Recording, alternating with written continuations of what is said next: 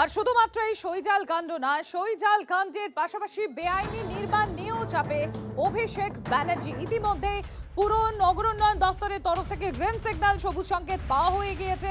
ইতিমধ্যে পুরসভা যে কোনো সময় পদক্ষেপ নিতে পারে।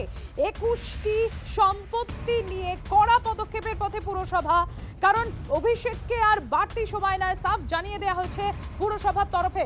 অভিষেক ব্যানার্জির যে বাড়ি, যে বেআইনি অংশ দরকারে ভাঙতে পারে পুরসভায়, এবং শুধুমাত্র তাই নয়, নোটিশ দেয় 21টি সম্পত্তি নিয়ে কড়া পদক্ষেপের পথে এবার পুরসভা।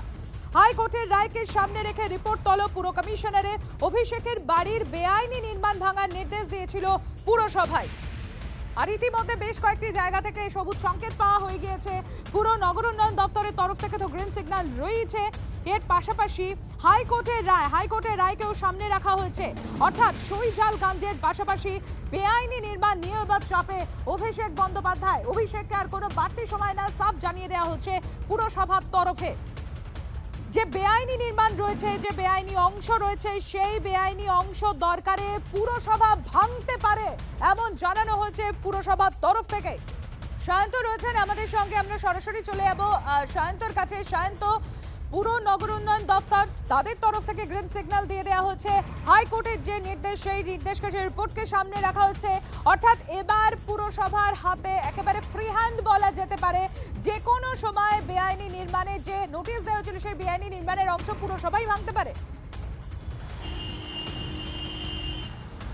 একদমই, দেখো, পৌর নগরায়ণ দপ্তর থেকে যেমন সবুজ সংকেত মিলেছে, তেমনই কলকাতা পুরসভার অন্যতম হাতিয়ার হচ্ছে হাইকোর্টের নির্দেশ। এবং হাইকোর্ট অনুমতি দিয়েছে কলকাতা পুরসভাকে যে অভিষেকের যে সম্পত্তিগুলি রয়েছে, তার যে বেআইনি অংশগুলো, সেগুলো কলকাতা পুরসভা ভাঙতে পারে।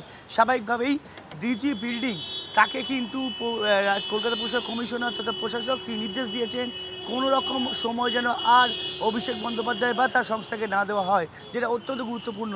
অর্থাৎ ডিজির কাছে তিনি রিপোর্ট চেয়েছেন, লেটেস্ট স্ট্যাটাস রিপোর্ট কি, সেই রিপোর্টের ওপর কিন্তু তিনি চূড়ান্ত সিদ্ধান্ত নেবেন যে কবে ভাঙা হবে, কোথায় কোথা থেকে কাজ শুরু হবে। অর্থাৎ যেটা নিয়ে মূলত আলোচনা হচ্ছিল, যে অভিষেকের সম্পত্তির বেআইনি অংশ, সেটা কিন্তু যে 21টা সম্পত্তিতে যে নোটিশ দেওয়া হয়েছে 407+1 ধারায়, সেই নোটিশ অনুযায়ী কিন্তু ব্যবস্থা নেওয়া হবে, এবং সেটা এই চলতি মাসের মধ্যেই সিদ্ধান্ত হবে বলে পৌর কমিশনার দপ্তর সূত্রে খবর। ধন্যবাদ শান্ত।